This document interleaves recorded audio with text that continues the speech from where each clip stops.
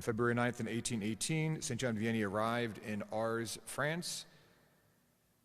And when he arrived in Ars, there were about 5 or 6 people that came to Mass. So I'm feeling very related to St. John Vianney right now as you are here for Holy Mass on this very blizzard-like day here in Indiana.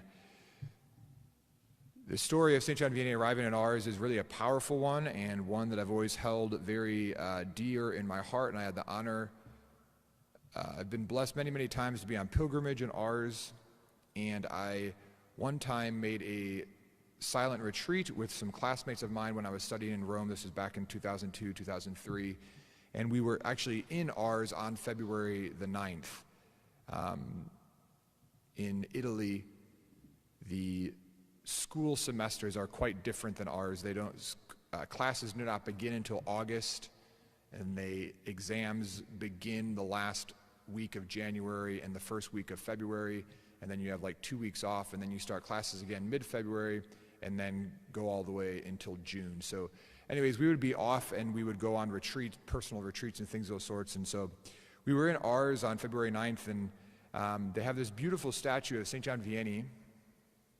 And the story goes that when he arrived in Ars on February 9th, the region has a lot of hills, and Ars is kind of built in a valley, and it was a very foggy, snowy, wintry day, and St. John Vianney clearly could not see where the road was, and he couldn't see the town. And so he came across a shepherd boy who was leading his flock, and he stopped the young boy, and he asked the young boy, he said, "Can you show me the way to Ars?" And this tiny little boy, I think he was about 8 or 9 years old, directed Vianney, to go down this way, and you'll see a small bridge, and you'll cross a bridge, and then St. John Vianney said to the little boy, he said, "You have shown me the way to Ars, I will now show you the way to heaven. You have shown me the way to Ars, I will now show you the way to heaven." This young little boy was a parishioner. Ultimately, he never went to Mass.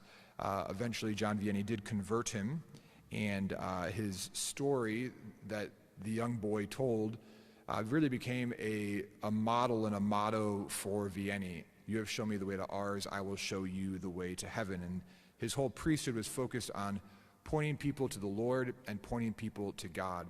When he arrived in that small little town parish church, a church that literally, if you remove this section of pews, the church building is about the size of just this section of pews here. It's about the size of the parish church in Ars.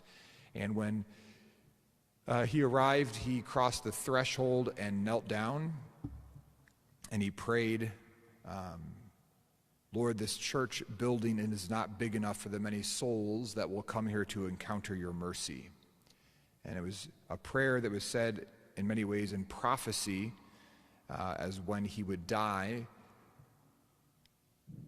he was accustomed to hear 11 to 14 hours of confession a day, and literally became a prisoner of God's mercy as a prisoner of the confessional, and truly brought literally hundreds of thousands of people back to the good Father through his ministry of reconciliation and confession. John Vianney was, our first reading today from the book of Genesis speaks very clearly of John Vianney's heart. So after God had created the whole entire universe, it's very clear that God then rested. John Vianney convinced the town of Ars that the day of rest was very, very, very important. I think John Vianney will be a great intercessor for all of us, and here's why. You are all here to daily Mass, and I mean that from the bottom of my heart. Thank you for being here today. But what do we know is plaguing the church throughout the whole entire world right now? That people have stopped doing what? Going to Mass. So what had happened in Ars when Vianney arrived in 1818? Everybody had stopped what? At that point, it was the French Revolution. The French Revolution stopped people from going to Mass. They shut down churches. They tore down the bell tower in Ars. There is a big bell tower that was above the main part of the church. And during the French Revolution, they tore the bell tower down, and Vianney ultimately would restore the bell tower. But when he arrived in Ars, there literally were a handful of people that went to church. That's it. No one else. And Vianney was just insistent on what we read today in the book of Genesis. And he was ruthless in telling his people.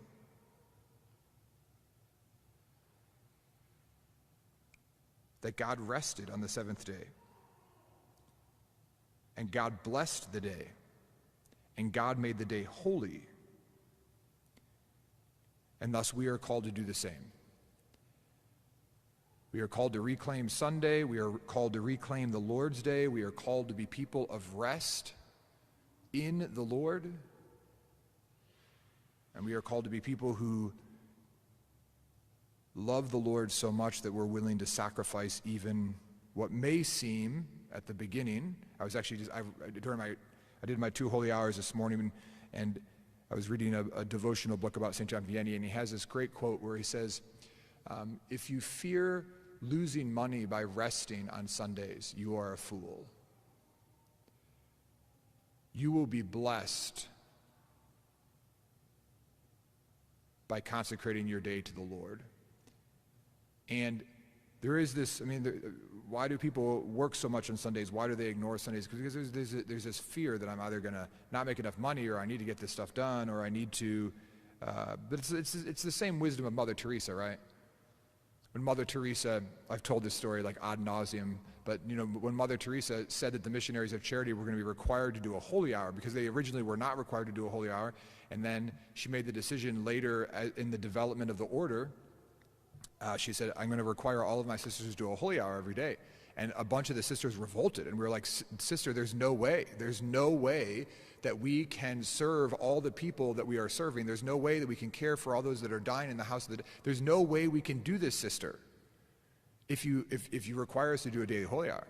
And Mother Teresa just in her total simple wisdom just said, we will work more if we pray more. We will accomplish more if we pray more. And we will be able to serve the Lord better if we pray more.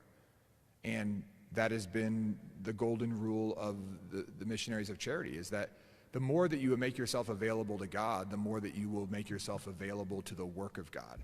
And you will accomplish more when we serve the Lord first and foremost. So thus the primacy of God, the primacy of our devotion to him. And I think St. John Vianney literally very possibly can be the one who is our patron and our model for bringing people back away from the many allurements that have taken them away in the midst of this pandemic. He did it in 1818, and we can pray through his intercession and his model and his guide to do it again. So we pray through his intercession today that he may always help us to be people of rest. You're here today at daily Mass to rest with the Lord, to be with the Lord. And that's what St. John Vianney wanted for all of his people.